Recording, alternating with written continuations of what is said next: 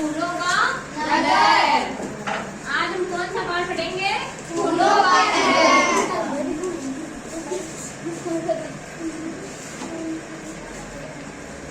अध्याय 3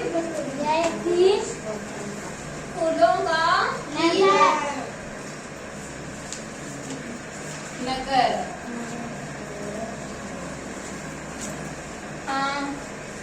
गुरु वशिष्ठ के पास बहुत से राजकुमार दूर दूर से शिक्षा प्राप्त करने के लिए आते थे और गुरुकुल में रहा करते थे। गुरु जी सभी शिष्यों को समान रूप से प्रेम करते थे और उनमें किसी तरह का कोई भेदभाव नहीं रखते थे। एक आश्रम था, उसके अंदर बहुत सारे बच्चे दूर दूर से पढ़ने आते थे। जैसे आप आते हो ना स्कूल में, आपका आश्रम है ना, वैसे ही उसमें भी बहुत दूर दूर के बच्चे आते थे।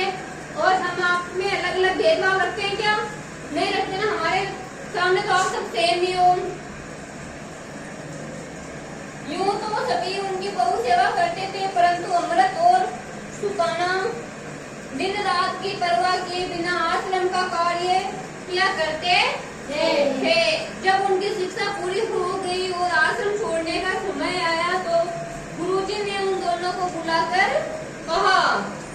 गुरुजी ने क्या कहा? उन दोनों को अपने पास बुलाया और क्या कहा? देखो, मैंने तुम दोनों से बहुत प्रसन्न हूँ, इसलिए तुम्हें 2 बात बता रहा हूँ। अगर तुम इन पर अमल करोगे तो तुम्हारे राज्य में सदा संपन्नता और खुशहाली रहेगी। दोनों राजकुमार एक साथ बोले, हम आपकी आज्ञा अवश्य मानेंगे। गुरुजी मुस्कुराकर बोले, तुम दोनों जहाँ तक हो शुद्ध युग की टालने की कोशिश करना और अहिंसा का मार्ग अपनाना, सदा प्राकृतिक की रक्षा करना।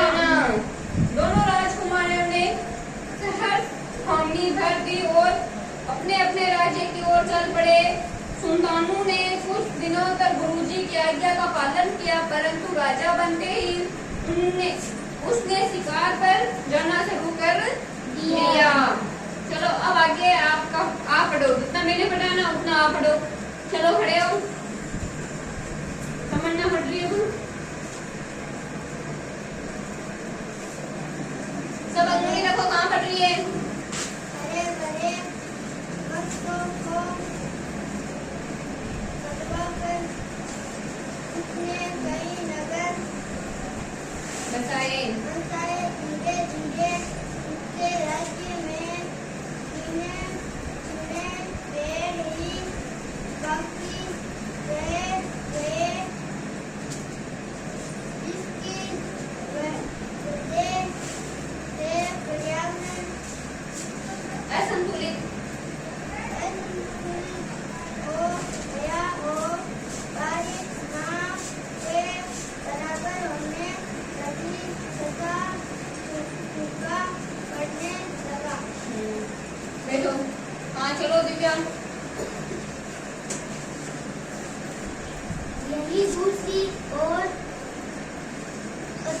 अटूट अमृत को अपना वचन याद था। उसने राजा बनते ही शिकार पर पूर्ण प्रतिबंध लगा दिया और जगह जगह पेड़ लगवाने शुरू कर दिए। वह जब भी कोई खाली जमीन पड़ी देखता तो यहाँ पर फूलों के बीच बिखरुआ देता और कुछ ही दिनों बाद वहाँ रंग बिरंगे सुंदर फूल खिल जाते। प्रजा भी अपने राजा को पूरा सहयोग करती और बच्चे से लेकर बूढ़े तक कोई भी फूलों